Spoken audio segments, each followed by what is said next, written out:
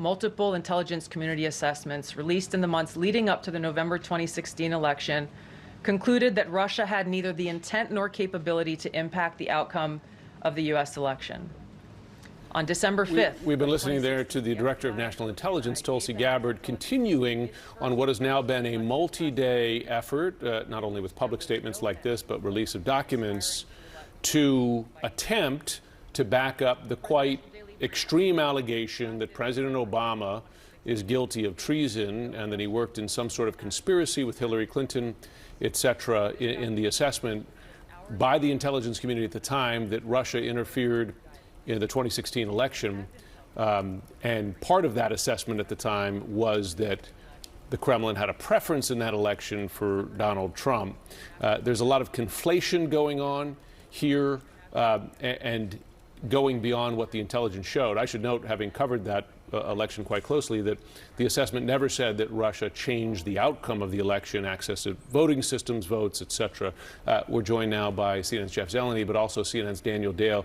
Daniel, you've been doing a great job of quite meticulously fact-checking each of the claims here. Can you help us by fact-checking some of the things that the DNI, Tulsi Gabbard, said just then?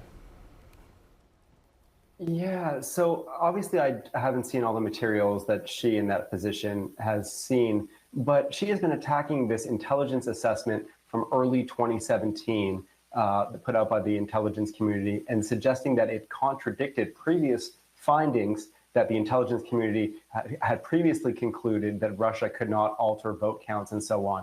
As you said, that early 2017 assessment did not find that there was any alteration of vote counts, that Russia had changed the outcome. Rather, it found that Russia had made this kind of effort through hacking democratic organizations, through a social media influence dissemination organization. And I think it's very important to note that the Republican-controlled Senate Intelligence Committee reviewed these findings about Russia's actions and found that not only were they well supported, but also that there had not been political interference by the Obama administration with the intelligence community in developing these conclusions. So this suggestion that there is some treasonous activity by former President Obama, basically in simply asking the intelligence community or directing the intelligence community to come up with an assessment of Russia's well-documented activities is simply not borne out by the evidence that DNI Gabbard and President Trump have presented so far in the last week.